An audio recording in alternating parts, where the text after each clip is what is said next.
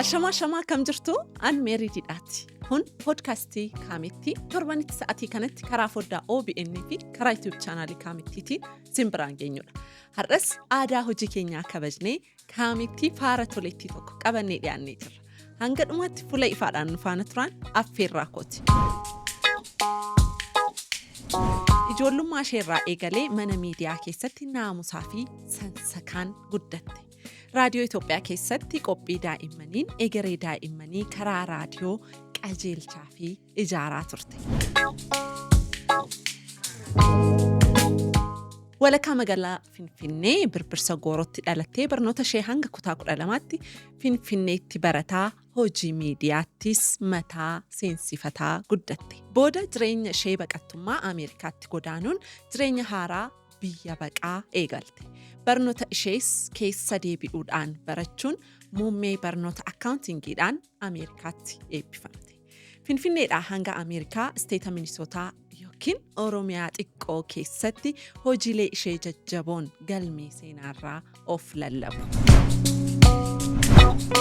Hirmaannaa siyaasaa hawaasummaa milkaa'ina maatii fi bakka argamte maratti akka soogidda ittoo mi'eessitutti kaamettummaan ishee jireenya salphisuu fi mi'eessuudhaan beekamti. Isheen piroojaktiiwwan gurguddaa Oromiyaa keessatti gadi dhaabuun haadha warra rakkatanii, abbaa warra karaan jireenyaa harkaa babbadee, haadha daa'immanii fi shamarran hedduu ta'uun nama kaamettummaan ishee daangaa malee mul'isaa jirtudha. Salaalee hanga Moyaalee, Kobrii hanga Gaara Mul'ataa, Cinaaqsanii hanga Finfinnee, Baalee Bahaa biyyattii hanga kaaba kibba biyyaa, giddugaleessaa hanga daangaa biyyaa qaqqabuun dubartootaa fi daa'imman irratti hojjechuun haadha lammataa nama baay'eef taatee nama jirtudha. Isheen tajaajila arjummaan laattuun Oromiyaa qonnaan bultoota Oromoo 500f ibsaa soolaarii mana manatti galchuu fi barattoota hedduudhaaf maaddii barnootaa ta'uun barsiisaa kan jirtudha.